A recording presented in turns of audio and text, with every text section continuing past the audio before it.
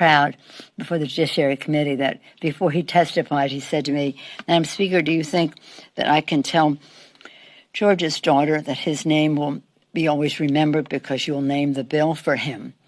And I said, well, I'll recommend that to the Judiciary Committee and to the Congressional Black Caucus who have shaped the bill. But I only will do that if you tell me that this legislation is worthy of George Kirby's name. And he said it is. I think the Congresswoman answered your question very clearly. But the fact is that we do have a great deal of legislation coming down the pike that addresses some of the concerns of our communities across the country. One of them that I wish the Senate would pass right away is the HEROES Act. And in the HEROES Act, we support community, state and local governments. We support the disparity in the coronavirus, how it attacks communities of color. And we would hope that the Senate would not ignore that and would pass the legislation. And we would hope that we'd put more money into the pockets of people who really need that now. We wouldn't be here if it were not, as Senator Perdue alluded to, the death of yet another African-American man, George Floyd. His murder is why the country has given us the opportunity to lead.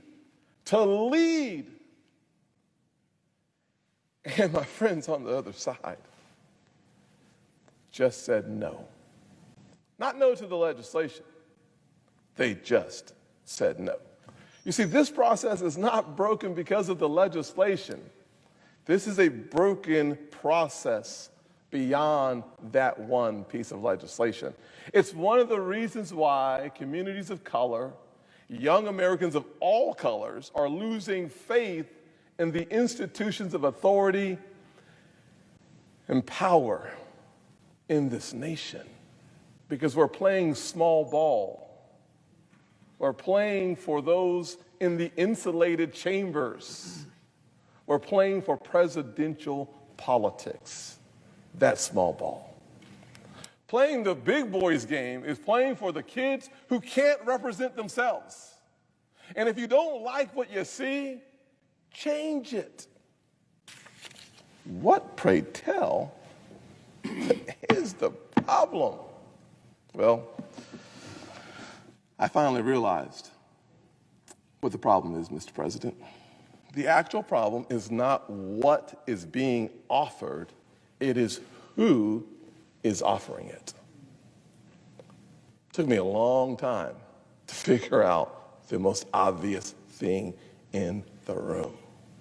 So I realized finally, it's the who that's offering this. Now, I have dealt with the problem of food before. As a black man, I get the who being the problem. It's one of the reasons why I went to Senator McConnell and said, I want to lead this conversation. I'm the person in our conference who has experienced firsthand racial discrimination, racial profiling by law enforcement, and I'm still a fan because I believe that most law enforcement officers are good. But I'm the guy. I am your guy, Mitch, because this is my issue. This is an issue for every poor kid growing up in every poor neighborhood in this nation who feels like when I leave my home for a jog, I might not come back. This is a serious issue. This is an issue for every single kid who says, is this my country? We've heard no. This is the issue that we should be solving. Not the legislative issue. That's not the issue. The issue is, do we matter? We had an opportunity to say, you matter so much, we'll stay on this floor for as long as it takes and as many amendments as it takes for us to get to the issue that says, yes, you matter. But we said no today. We were 4 votes short of saying yes to having a powerful tool of pulling resources to compel behavior on chokeholds. Because I believe if we've gotten on the bill, we would have passed this bill. But that is the problem, by the way. That's the who I'm talking about. See, as a black guy, I know how it feels to walk into a store and have the little clerk follow me around, even as a United States Senator. I get that.